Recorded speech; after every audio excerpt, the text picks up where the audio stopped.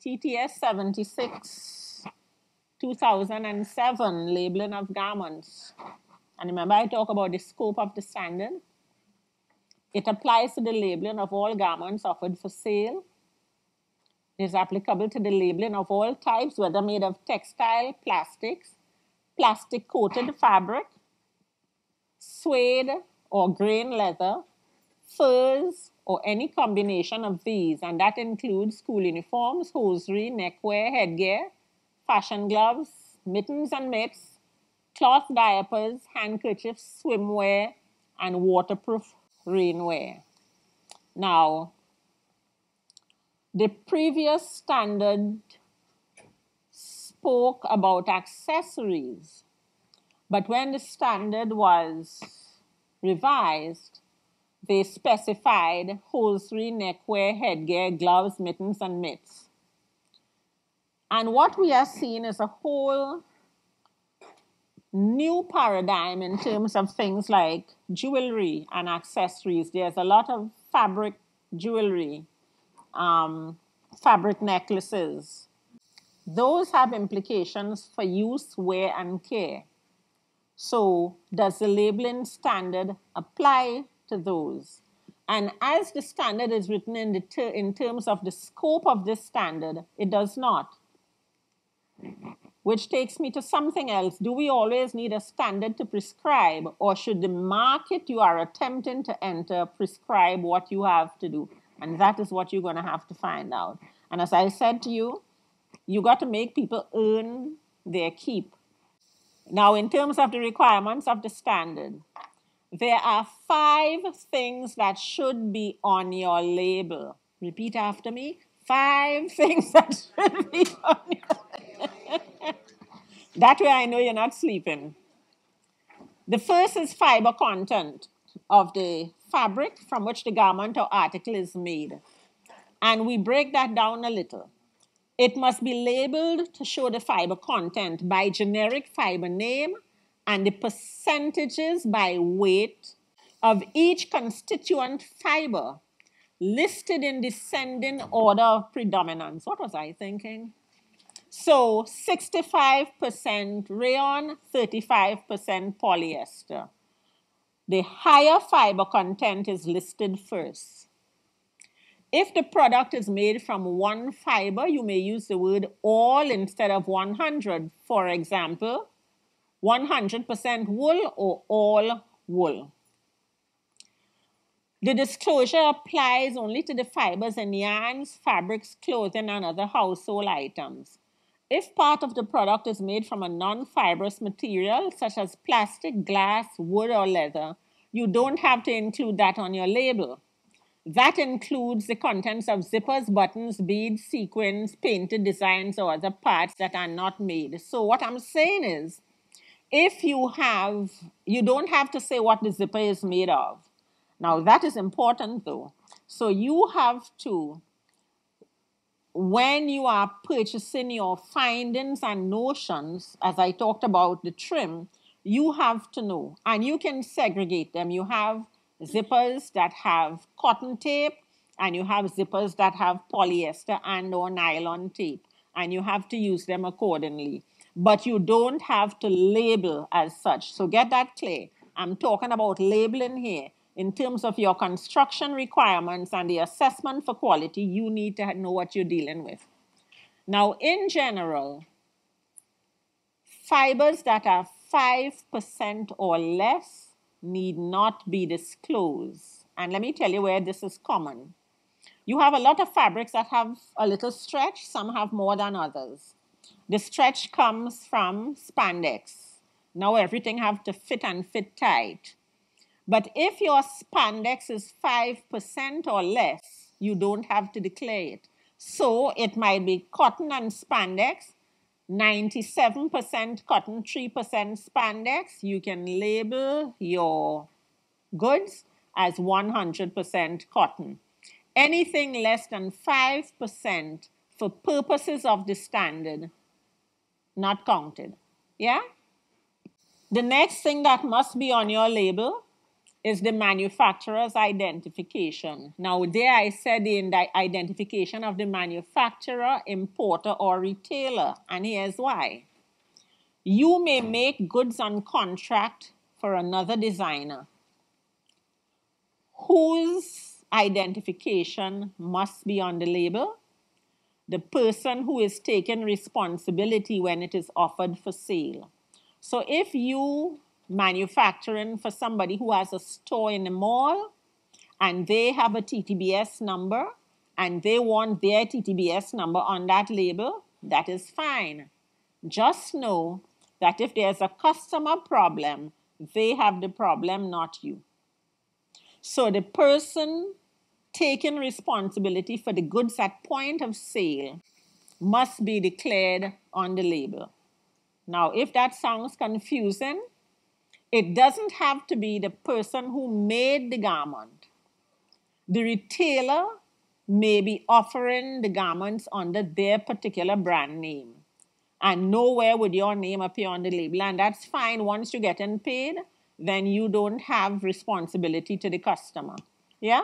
A TTBS number is issued and registered by the TTBS and may be issued to any firm in the Caribbean. And this was the thing about CSME.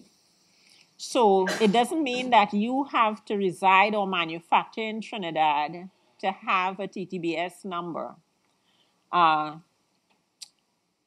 You can be in Grenada and have a TTBS number. You meet in the requirements of the Caribbean standard because we have local, regional, and international standards.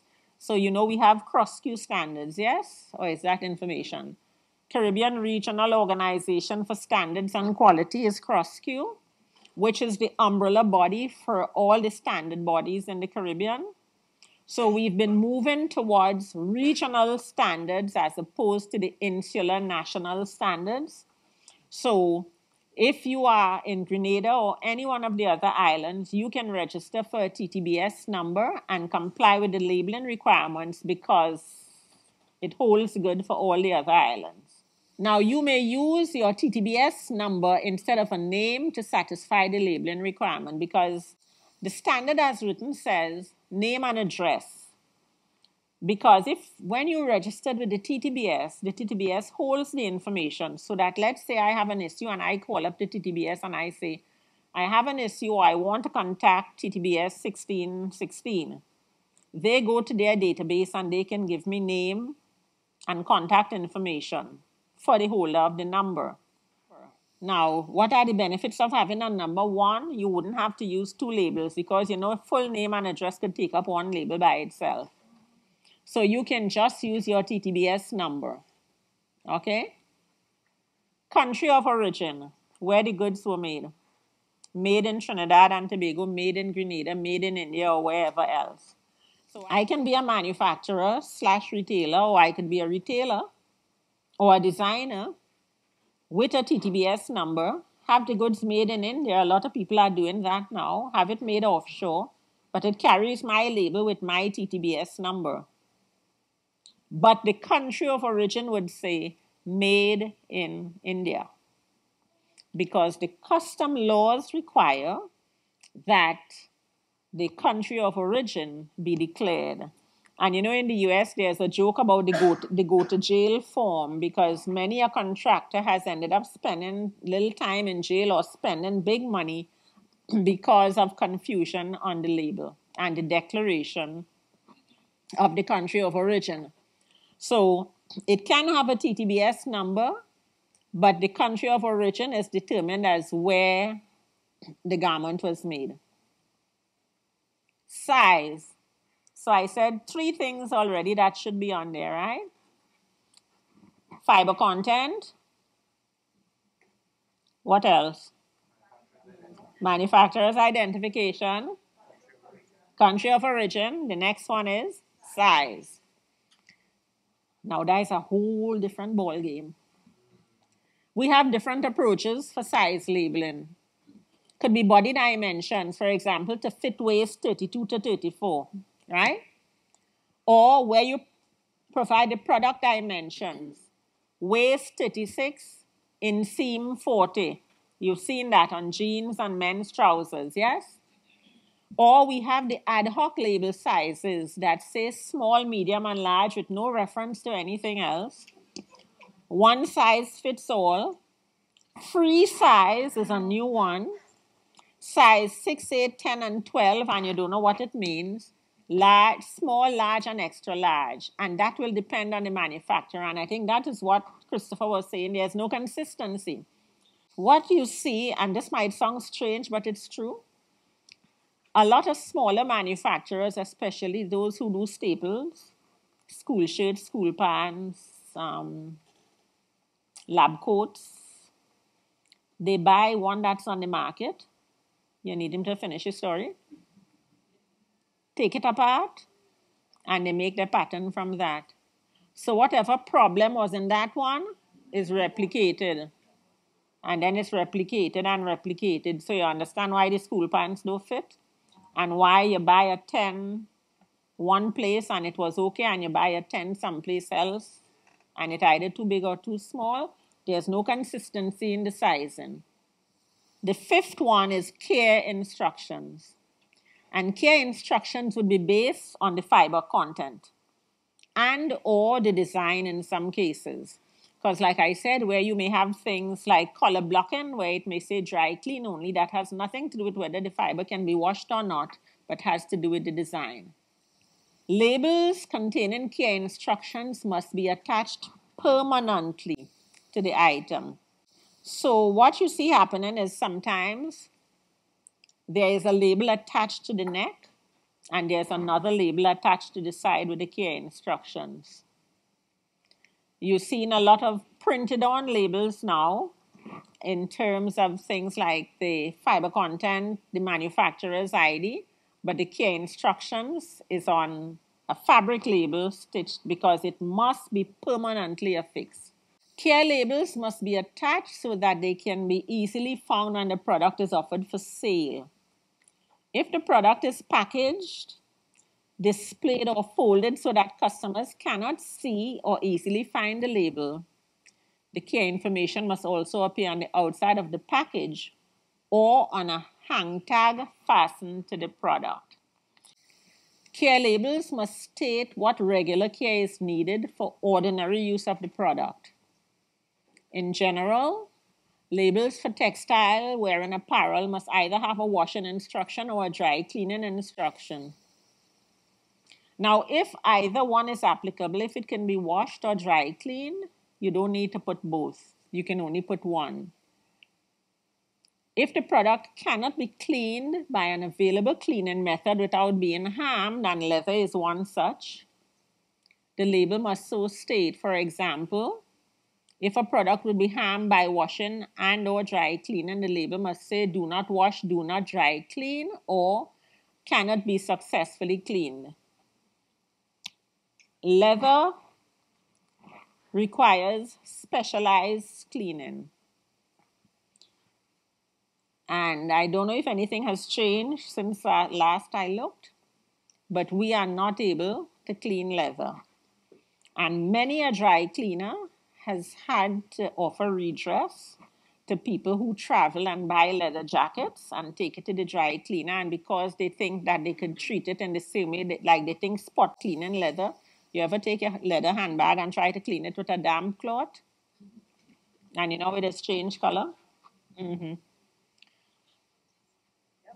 So the 5 things that must be on your label: fiber content, address of the manufacturer, name and address, or TTBS number, size, country of origin, and care instructions.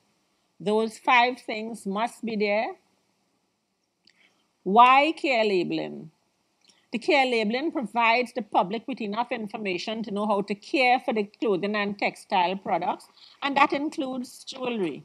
Now, even though it may not be covered by the labeling standard brand, how is this to be worn? And especially with some of the fashion jewelry that we are doing where we're using non-precious materials, sometimes reaction to skin. A lot of people have that issue where when the earring touch your ears, it starts to itch and then you get a rash. Whose responsibility is it to inform the customer that there's a possibility because this is a base metal? You see? Thank you. So the labeling, and in the case of your jewelry, it may not have to be on every single piece of the item, but where you have your items for display, this is information for the customer because the customer wants information to be able to make a good choice. Care labeling allows the customer to have prior knowledge of costs, such as dry cleaning and the ongoing care. To understand how to clean the clothing and the textile products. For example, like I say, cold hand wash only. And somebody said to me, if people are still hand washing this day and age, care label allows you to maximize the useful life of the textile products, and it avoids damages such as the dyes running. So your label will say things like wash separately. If you have like this, it can take a rocket scientist to tell me that you're not supposed to wash this with other things because it's going to lose some dye. So if you have a delicate color like an ecru or white, it will come out either tie-dye or looking a little bluish. So the care labeling, what it is intended to do is to guide the customer and to protect the manufacturer. Now, this is a sample of a care label. Now, care label could either carry the symbols. Are all of us aware of what the symbols are? Yes? So you have the tub, the triangle is bleaching, the square with the circle in it is dry cleaning, the iron, the P means it can be dry cleaned with perchloroethylene. And where you have down there, those are in the other language. Now, where you have the numbers in the label, it tells you the temperature. So, like with the wash tub, with the 30 degrees, it means cool wash. It could be cool wash in the wash tub. Of course, you're washing by hand, so it has to be water that your hand can go in. As I said earlier, your care label could be separate from the other label that will carry the other 4 pieces of information. Complete instructions and information about regular wash and care of the garment and certain necessary warnings must be included on the care label. The tag should give some assurance to the customer that if the instructions are followed, they can prevent the garment from being damaged. It makes sure that the product gives specific details for ordinary use. So for clothes, there shall be washing instructions, method of drying, if the garment could be ironed or not, and the temperature to use when ironing. And that is especially important for the man-made fibers. It is necessary to use terms that the customer can easily understand, which is why where some care labels carry the symbols, they also carry the written instructions because it is recognized that not everybody will understand the symbols. It should be placed in such a place that it can be visible. And if the product is made up of multiple fabrics, more than 5%, I should add, the relevant fabric compositions should be given on the tag. So in cases where you are iffy about a particular country, most countries for their national standards will either be an adoption or an adaptation of an international standard. When they adopt a standard, they adopt it wholesale.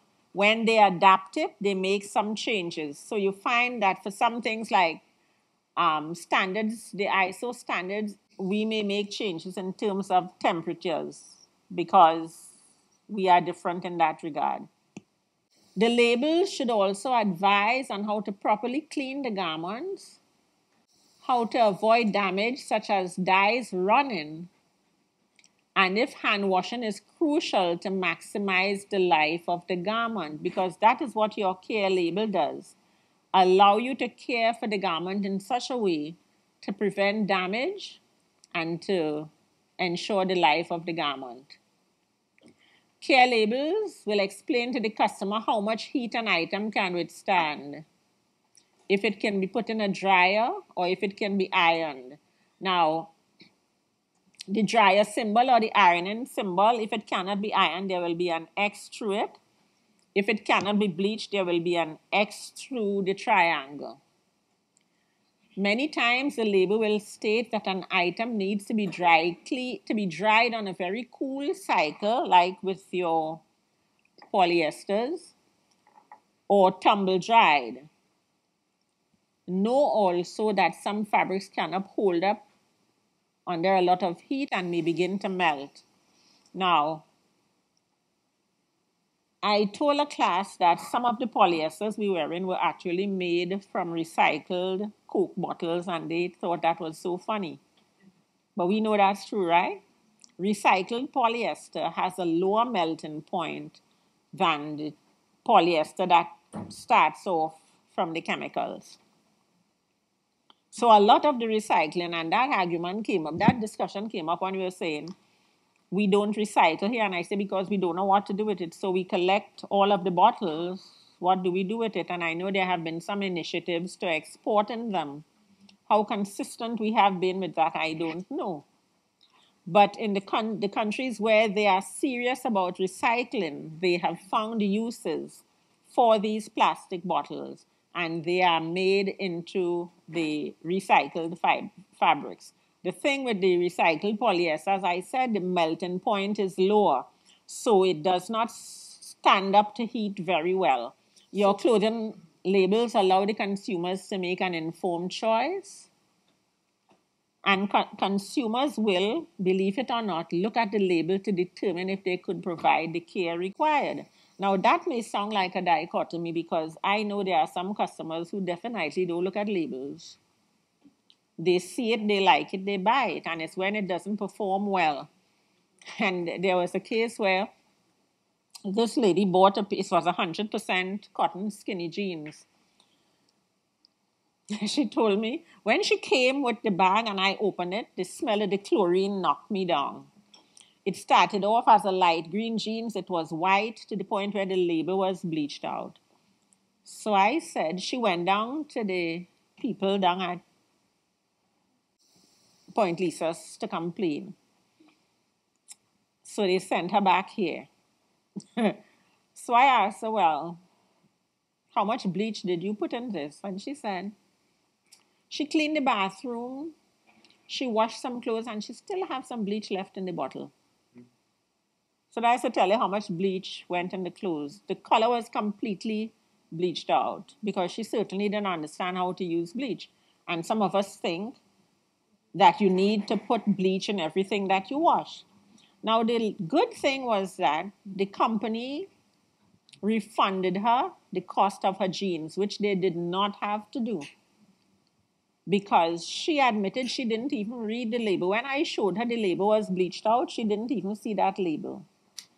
But as an act of goodwill, they gave her back, because I think they must have decided whatever the price of the jeans was worth much less than a dissatisfied customer, and that's a decision that some of us cannot afford to make. So I'm saying that consumers would look at the label, but I'm also quite aware that a lot of consumers don't. Care and content labels were used as a way to communicate basic information, and that's for the knowledgeable customer. I'll be the first to say that. Retailers use them for a much wide variety of applications. Think about why you label your goods. And you see where your label is out there, right? And we do that because we use labels not only for compliance to industry standards, but to build your brand. It's important that your labels be on there screaming your name loud and clear for the world to hear. But with that, you also want to make sure that your standards in terms of your choice of fabrics and in the quality of your construction is consistent. All that goes towards building your brand.